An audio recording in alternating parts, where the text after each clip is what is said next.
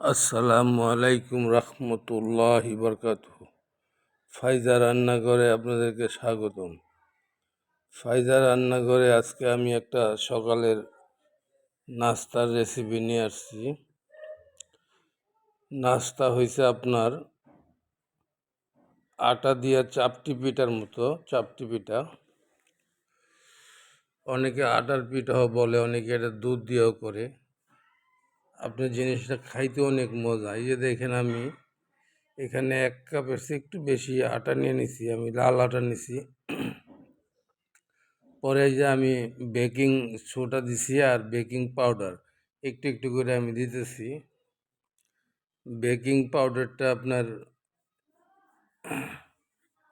Baking soda হয়েছে আধা চামচ আর বেকিং পাউডার দেবো আমি 1 চামচ। এই দেখেন লবণটা দিয়ে দিছি। আর এই যে আমি চাট মশলা দিয়ে দিতেছি।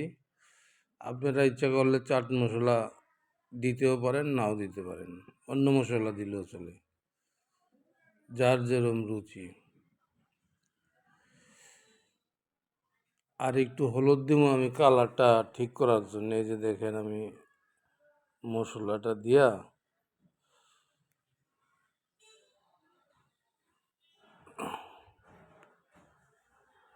এই আমি আটার সাথে মাইখা দিছি। এখন আমি আস্তে আস্তে পানি দিব আর আস্তে আস্তে লাড়া দিব। এই যে পানি দিয়া আস্তে আস্তে লাড়া দিব। ব্যাটারটা সুন্দর মতো বানানি পর্যন্ত আর কি, এরপর আর কোনো কষ্ট নাই। এই ব্যাটারটা এমনভাবে বানানো লাগে যেমন একটু বেশি পাতলাও না, আবার বেশি গাঢ়ও না, মিডিয়াম সাইজের একটা ব্যাটার বানাইতে হয়। এইভাবে ব্যাটারটা বানাইতেছি। আমার মেয়ে আমারে হেল্প করতেছে, কিন্তু আমি জিনিসটা বানাইতেছি সুন্দর করে। আর অনেকে এটা সালাদ দিয়ে খায়, সবজি দিয়ে খায়। আমার ঘরের মধ্যে আপনার বুড়ির তরকারি আছে, সবজি একটা পাক করছি, এগুলা দিয়ে খাওয়ার জন্য সাধারণত আমি আর কি, হ্যাঁ, এই জিনিসটা বানাইতেছি। আরেকটু হয়েছে আপনার, এটারে আধা ঘন্টা যদি রেস্টে রাখা যায়। এই যে দেখেন, আমি হলুদটা দিয়ে দিচ্ছি কালার আসার জন্য, আর কিছু না। নাহলে আমি প্রথম যে মশলা দিছি, হ্যাঁ, আরেকটা জিনিস আমি পরে দিয়ে দিব, আপনারা দেখেন। এই যে আমি একটু গোলমরিচ দিয়ে দিলাম, আর এই যে ধনিয়া পাতা দিয়ে দিছি, ধনিয়া পাতা দিয়ে দিছি। আর আমি যেহেতু এটা আমি 10 মিনিট রেস্টে রাখবো, যার কারণে আমি পেঁয়াজ পাতা টমেটোগুলো আমি আলাদা করে রাখছি, ওগুলো ভাজার সময় সাথে দিয়ে দেবো খালি। এই যে অল্প আদা রসুন দিয়ে দিতেছি। হ্যাঁ, আপনারা ইচ্ছা করলে এটা কোনো তরকারি ছাড়াও খেতে পারবেন, এত টেস্ট লাগে। একবার বানায়া মজা করে খাইতে পারবেন। হুম। এই যে দেখেন, আমি দেখছি নুন একটু কম হয়েছে, পরে আবার নুনটা দিয়ে দিছি।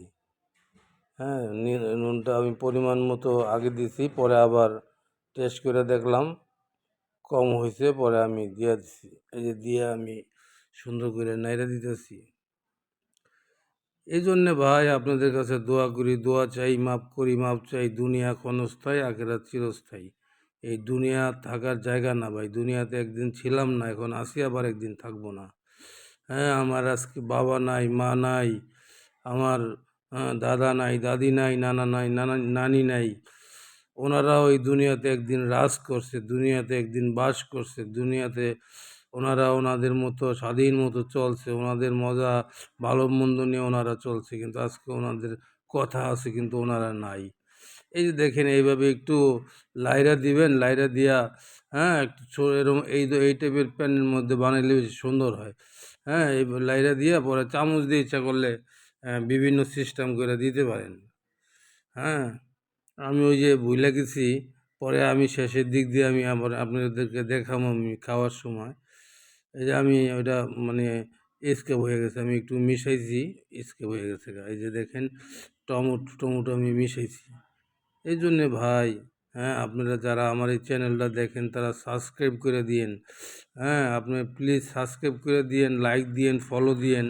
এই দেখেন একদম নরম, আমি আপনাদেরকে খাইয়া দেখাইতেছি। একদম নরম তুলতুলা, হ্যাঁ, হইছে। একদম মানে আর মশলা কি দিছি তো আপনারা দেখছেন, খাইতে সেই লেভেলের মজা।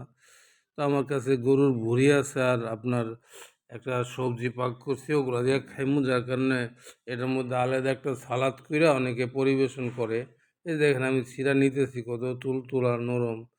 হ্যাঁ, আমি এই যে সবজি বানাইছি একটা, আমার মনের মতো আর কি করে আমি শীতের সবজিটা বানাইছি। আবার পাশে